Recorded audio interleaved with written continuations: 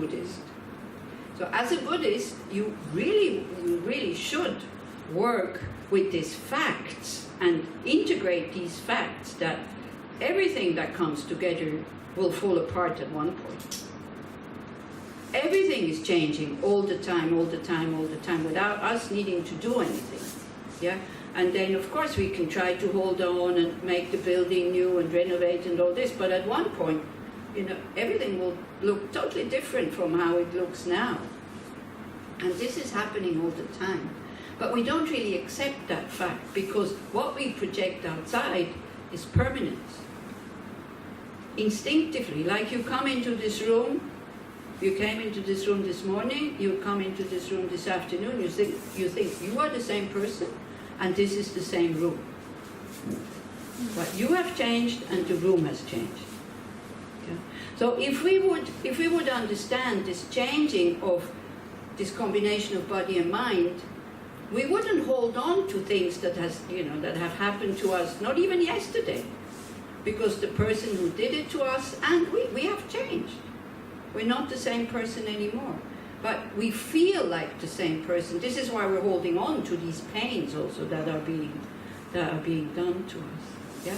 So this is one of the big mistakes that our mind is making. Things that are by nature impermanent, we see them as permanent. This is why we're disappointed when they disappear. If we would understand impermanence, we would be so free. We would have never any disappointments. Something breaks, okay, it breaks. Why? Of course. Ajahn Chai says, when I see the cup, I already see the broken cup. So when my dog kind of knocks it over and it breaks, I'm not angry, because the cup will break at one point. We don't understand impermanence. We understand impermanence with our mobile phones. Because it shows us, like the akku, you call akku the battery. Because it shows us how it decreases. So then because we see it, decrease. So when it's finished, we're not surprised. Nobody is surprised, because you can see the process. Yeah. So there we understand it, because it's seeable. When this thing stops working, because it doesn't show that the battery decreases, when it stops working, I'm not immediately going to find a new battery. I look at it and I tap it. And I'm surprised that the battery has stopped to work now, isn't it? Yeah, so this is a lot of suffering comes because we don't understand impermanence. We don't see it as a fact. We don't see it as part of our nature. If things were permanent, they could not function. So yeah, we like when things change for the better, but we definitely dislike when they change for the worse, or when we lose them or go out of existence. So this is one big misconception. Then the other big misconception that we project out, that we think comfort, pleasure, easy life and all this, we think it's naturally happiness. It is not. It can be cause, a basis for happy feelings, but it can also be a basis for more greed and more attachment. Yeah, it's not the cause. Pleasures are not the cause for attachment, because they can also be, they can also produce contentment, for example. It's love. Love can be like, I think we can also misinterpret the concept of love. Oh, yeah. Most of the time it's misinterpreted. Love means I want you to be happy and then I'm happy, even if you don't like me. That is love. That's the only love. All the rest is attachment. I want you to be happy. Then I'm happy. If you are happy, I am happy too. Yeah. That is love. You need to be happy. Yeah, kind of. Sorry. What? No, I didn't understand. Okay. So real love would be that you want, it's not that you need to be happy, but kind of this wish for the other person to be happy. And healthy and alive. Just to be more or less okay. The wish. They don't have to be. Just the wish. And when they are, you're happy. That's okay. You don't need to be the cause for their happiness. Okay. In attachment, in attached love, you need to be the cause for their happiness.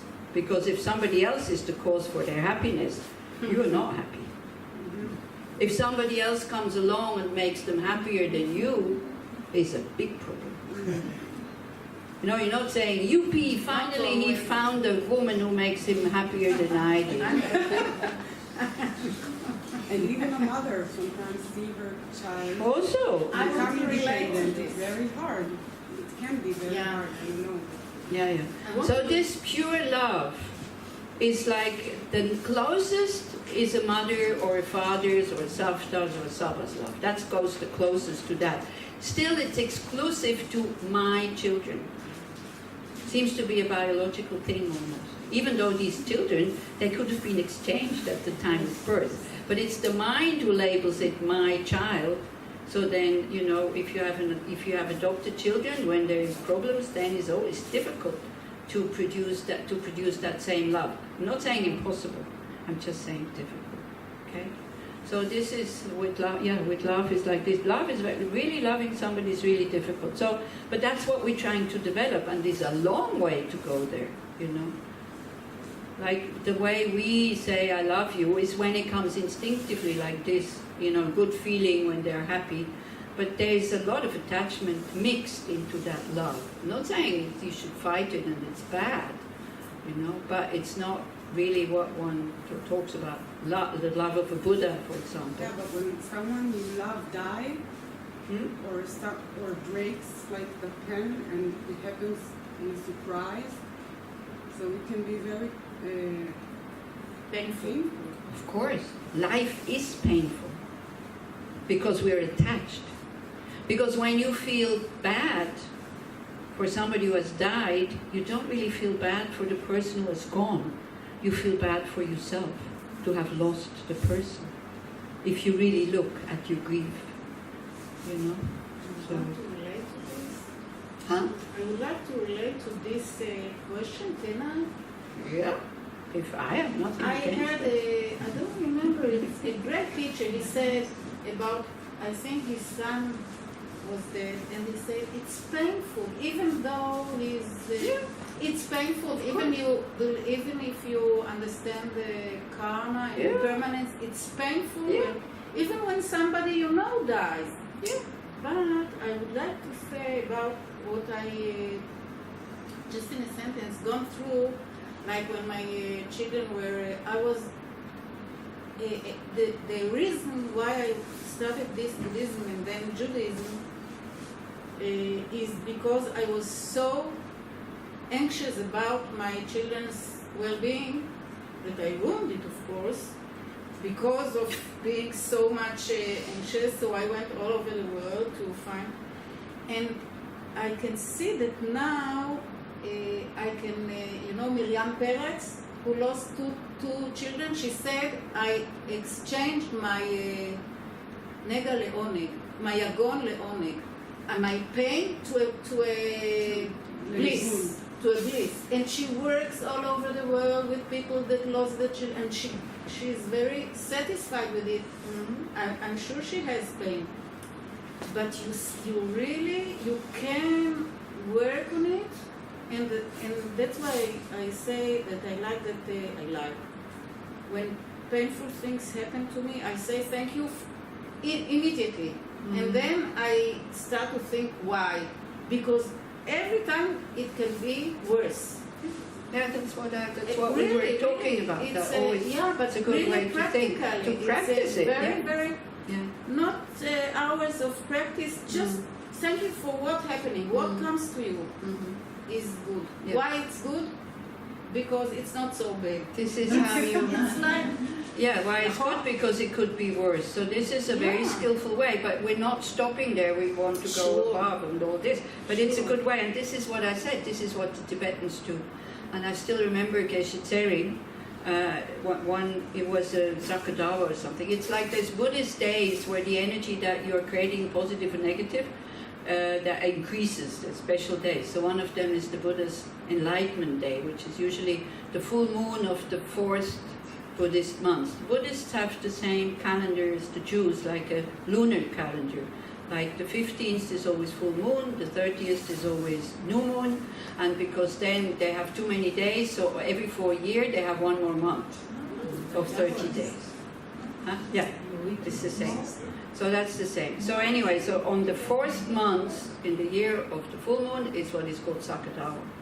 So he fell, and he was trying to hold himself with his hand, and his thumb was kind of coming out here. Yeah? Can you imagine how painful that is? And so he was sitting on the ground, and he was so happy. He said, look at this, like, and on a day like this, wow, I am purifying so much negative karma, nothing better could have happened to me that day. So it's like, for me, this is very far away. You know, maybe after I've gone through a lot of thinking, I can say, yeah, it's a good thing that it happened because it could be worse and all this. But him, because of his training, naturally this came up. So it's still painful, but there is no mental pain about it. And he still goes to the doctor. It's not that he doesn't go to the doctor. So, yeah, and then also very often people, through their pain, discover something really big. Like, for example, there's also this man in Ireland. He has lost his son because a young drug addict, he shot him. And he said, very consciously, he said, there's 2 victims in here. One is my son, and one is the one who is in prison now, who got shot. And he started to take care of that young drug addict. With a lot of care and a lot of compassion. So, as Miri says, it's possible, it's just very, very difficult. But if we, from the outcome, we say it is not possible, then, of course, we cannot. Yeah?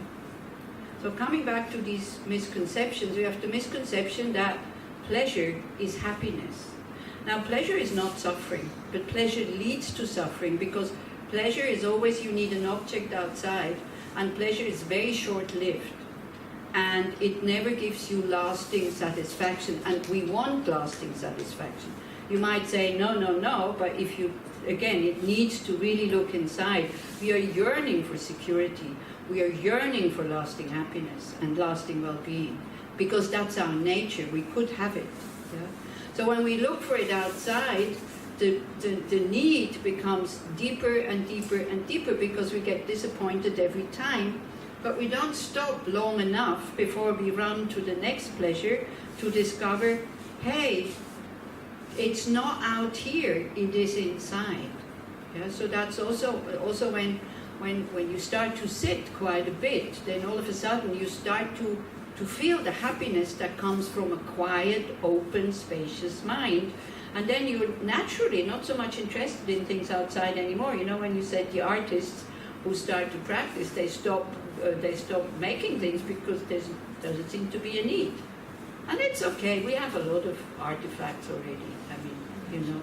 Also somebody was composing music, he was kind of saying, do you think it's good for Dharma practice if I'm a composer? I said, well, it depends why you compose. He said, well, to make people happy. So I said, well, if music would make people really happy, don't you think we have enough music already to make people happy? If it would really work, wow, he got really angry at me when I said that. He was angry for a few days. Then he came back and he said, well, I really saw my motivation is not to make them happy. My motivation is to earn money and to be famous, to be liked by these people. And of course, the motivation to make them happy has to be there, because if they don't like it, if it doesn't make them happy, then he is not going to get famous. But you see, if all these sculptures and all this, a lot of very meaningful, is nothing against art, you know. A lot of very meaningful and kind of very deeply inspiring things when you look at the painting or something, or a statue, or hear music, it can really do a lot to our emotional world. I'm not saying that. But yeah, like the projection is that if that happiness is outside, coming from outside, but it is not. Yeah, to think that pleasure is happiness. Pleasure is pleasant, that's all. But it can lead to suffering of greed and attachment and needing more and more and more, because the things that we need have to be more and more refined, otherwise we get bored with them. Yeah? So that's another, trying to find happiness in pleasures is another misconception. Or thinking that you're unhappy because your life is not comfortable enough and you don't have enough pleasures. Then another misconception is to see, oh, that one is difficult. I don't know if I want to go into that. But anyway, I mention it. To things that are by nature impure, to see them as pure. Like for example, for me, this object here is impure. Why? For me. For a Buddha, this would be a pure object. For me, it's impure. Why? Because you see it as inherently existing. Because I see it as inherently existence, and that puts the impurity on it. This object is by itself, neither pure nor impure. But if I see it as impermanent, not inherently existent, it needs causes and conditions to come into existence, and so on and so forth, then, but not here only, but really naturally, and especially when I see it doesn't exist out there, separate from my mind, then it becomes pure. So every impure phenomena kind of is in the nature of dissatisfaction. When we say nature of suffering is quite a big word, but it's in the nature of dissatisfaction because we don't see its impermanence. And also, you know, whatever you buy, if you look how the feeling towards the object changes, then you see that first it gives you a lot of pleasure, and then afterwards it becomes boring, and at the end you have to throw it away. Why do you call it pure and not pure? Because the purity comes from how you look at it, not from the object. Why the word pure? No suffering. There's no suffering in having the object, enjoying the object, seeing the object, whatever. It's no deception. This is what makes it pure. Yeah? Like, for example, there are people who have let's not go there because again that's coded. Yeah, like emptiness with whales and emptiness without whales. Okay, so that is another misconception. And then we project an I or a real existence or a real self into things which are not there. So these are these four big misconceptions that one is trying to, the veils that one is trying to take away. So as long as we start going in that direction, trying to find as many pleasures as possible, trying to make things permanent, believing in a separately existing I and acting upon it, as long as we do that, you can't call yourself a Buddhist because you're trying to find liberation and happiness in the wrong place. So the book from Tsongsa Khyentse Rinpoche, if you are interested in becoming a Buddhist, it's very good. It's very good to read it at the beginning to show you in a very clear way, I think, what Buddhism really is all about. Because it's a terrible thing, Buddhism, you know. It's like you're not building up something. You're taking away, and you're left with what? Nothing. With nothing. And that's liberation. But that, again, that nothing is really something. Because it's blissful, it's free, and it still works as a consciousness. So, what it is, unfortunately, it's beyond concepts. So, does that answer the question with the sun and with the thing? You know, I mean, we do have some with the karma, with the sun, and with the mother, and still not. Maybe we'll discuss it privately at one point. We're all connected to each other. See, you can't separate it like this. Like also the flowers. If you have seeds from the same flower and you put it in the earth, if you have a garden, you know that. You have the same seeds who come from the same plants. You put them in the same ground. They grow differently. Yeah, but they are connected to each other. They are connected to the mother plant where it comes from, and that mother plant came from was another seed from another plant, and so on. Yeah, so yes, of course, if you know, it's each one's karmic result how we experience things also. Yeah. But also when, for example, when a son dies, there's also this king. He lost his son. And he wasn't too unhappy, and people were very surprised. So he said, well, I wasn't unhappy when he was not born yet, so why should I be that unhappy if now he's gone? I really appreciate that I had him for a while. It's a very wise answer. But we can't force ourselves to feel like that when somebody, as you say, when somebody close to us dies. Of course it's painful. And it's okay to feel that pain. It's all right. It's part of our existence. When the Buddha says dying is suffering, not just for the one who dies, but also for the ones who stay behind. for them even more than for the one who's going.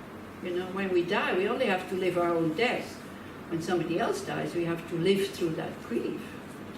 So, yeah, of course. You see, you're not becoming like a vegetable and very cold, say, yeah, everything is impermanent, everybody dies. That would be reality, that's fact. So we kind of, because we don't understand impermanence, we kind of behave like somebody when cut flowers, put in a vase, after a few days with the heads go, we're devastated. It's a bit like this, we behave because we don't understand impermanence. Also, what would happen if we would understand impermanence, not only would we not suffer so long and so much when somebody dies, what else would be the consequence of that? That we start to understand people die. We start to appreciate it. We start to appreciate their presence while it's still here, like this king who says, I really appreciated him being here. I have nothing to regret. Now he's gone. Yeah. So we would treat people in a completely different way if we would know that they will get out of our life at one point. Yeah. Okay, so just to finish and just briefly, and then I'll try to do something with you that makes you go home as a happy person. Something which is, I think, is quite nice to do. You might find it a bit naive and a bit childish, but so you don't have to be afraid. It's not a meditation. But the kind of the causes for precious human rebirth, if you do the Lamrim course, which comes up in, what, a month about? Then we will learn these a bit more in depth. Then we will learn the whole path a bit more in depth.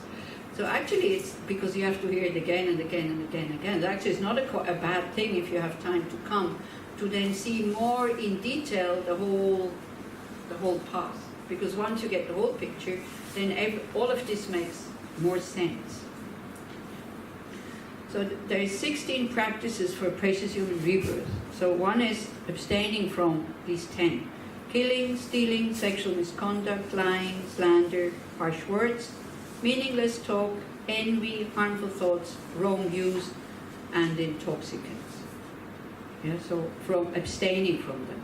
So the fact, if we believe what the Buddha says, so the fact is, now we have a human body. On top of it, we're sitting here getting exposed to those ideas that we have the freedom to either accept or to say, I don't believe in this. Nobody will get angry. Nobody will think you stupid. You know, they're being offered.